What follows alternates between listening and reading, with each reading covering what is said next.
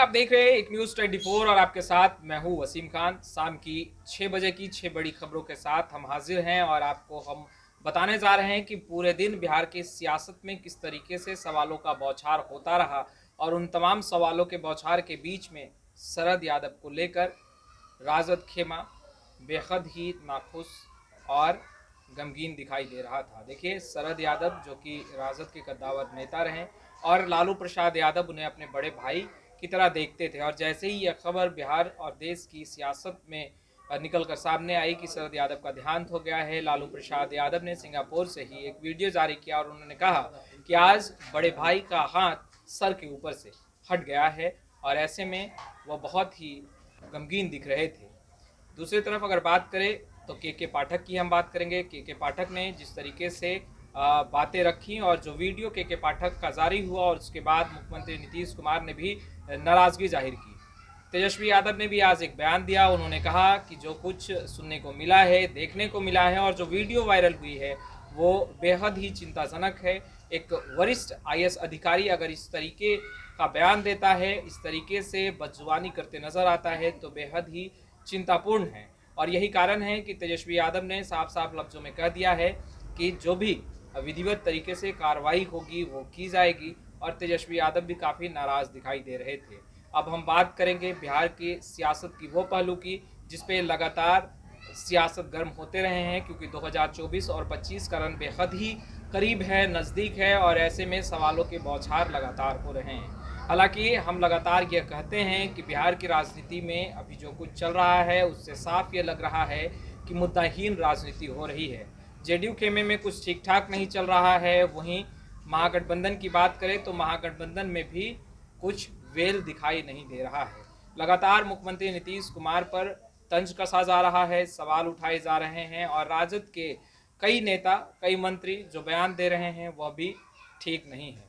मुख्यमंत्री नीतीश कुमार ने चिंता भी इस पर जाहिर की है। तेजस्वी यादव ने तमाम अपने पार्टी के नेताओं को कह दिया है कि वैसा बयान बिल्कुल ना दे जिससे समाज पर असर पड़े। खैर, रामचरितमानस को लेकर के शिक्षा मंत्री का बयान और उसके बाद सुधाकर सिंह का किसानों के मुद्दे पर कृषि कानूनों को लेकर के जो लगातार सुधाकर सिंह बयान देते रहे हैं उसको लेकर भी बिहार की सियासत समय समय पर गर्म होती रही है।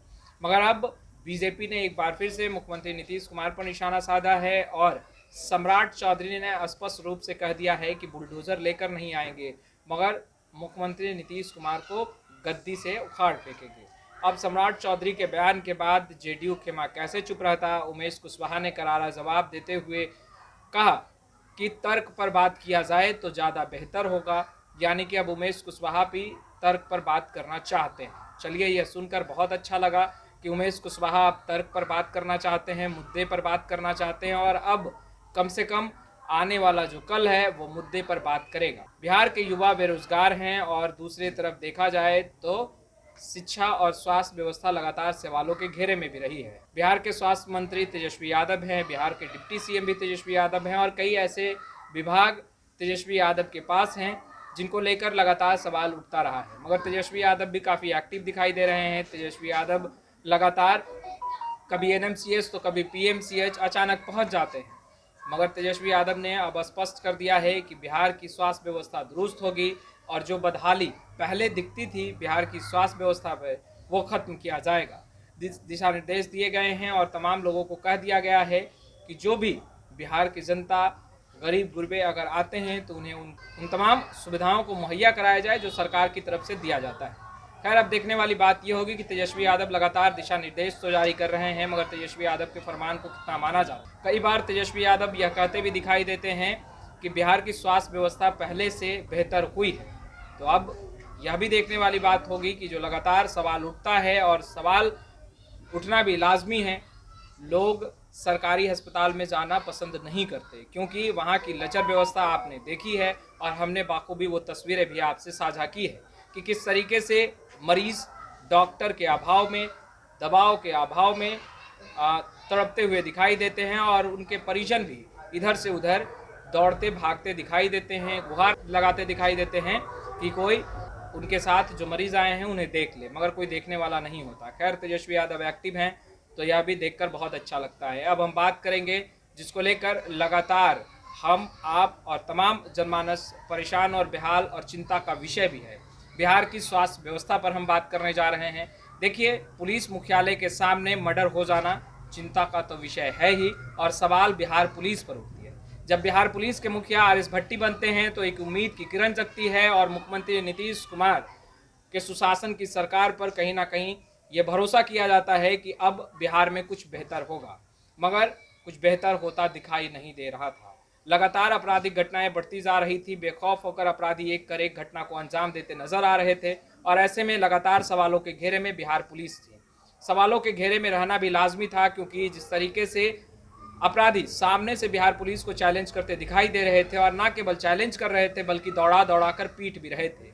जहानाबाद, जमुई, ये तमाम तस्वीरें हमने आपसे साझा की हैं कि किस तरीके से बिहार पुलिस के ही जमान पर डंडे बरसाए जा रहे थे, मानो अपराधी ही पुलिस है और पुलिस ही अपराधी। इन तमाम तस्वीरों के बाद आर.एस. भट्टी काफ़ी एक्टिव हुए। उन्होंने कहा कि जो दोषी हैं उन्हें दौड़ाया जाएगा। बिहार पुलिस को भी एक्टिव कर दिया गया, और बिहार पुलिस इस कदर एक्टिव हुई कि पुलिस मुख्यालय के ठीक सामने जो घटनाक्रम घटा, मर्डर करके एक को मौत के घाट उतार दिया गया, उसे गिरफ्तार कर लिया गया है। चलिए, ये सुकून वाली खबर है कि अपराधी को पकड़ा जा रहा है, मगर यह भी चिंता का विषय है कि जिस तरीके से ग्राफ रेट अपराध का बढ़ा है, बिहार पुलिस को भी एक्टिव होने की आवश्यकता है। एक दो अपराधी को पकड़ने से बिल्कुल काम नहीं चलेगा। डीजीपी साहब, आपको और बिहार पुलिस को एक्टिव होना पड़ेगा। जिस तरीके से बिहार पुलिस अब तक एक्टिव दिखाई नहीं दे रही है, कहीं ना कहीं मुख्यमंत्री नीतीश कुमार की भी चिंता बढ़ रही होगी, और मुख्यमंत्री नीतीश कुमार भी सोच रहे होंगे कि आखिर हो क्या रहा है। इसको लेकर के हमेशा कहा भी जाता रहा है बिहार की सियासत में कि पुनः एक बार जंगल राज की वापसी हुई है, जंगल राज का शासन चल रहा है और अपराधी बेलगाम है, बेखौफ है। अब इन तमाम सवालों की गुत्थी महागठबंधन ही सुलझा सकती है, क्योंकि सवाल तो उठेंगे ही, क्योंकि महागठबंधन की सरकार चल रही है और बीजेपी विपक्ष में है। खैर, ये तमाम तस्वीरें थी जो आज बिहार की सियासत में काफ़ी चर्चा का विषय बनी हुई थी, और शरद यादव को लेकर पूरा राजद खेमा गमगीन दिखाई दे रहा था।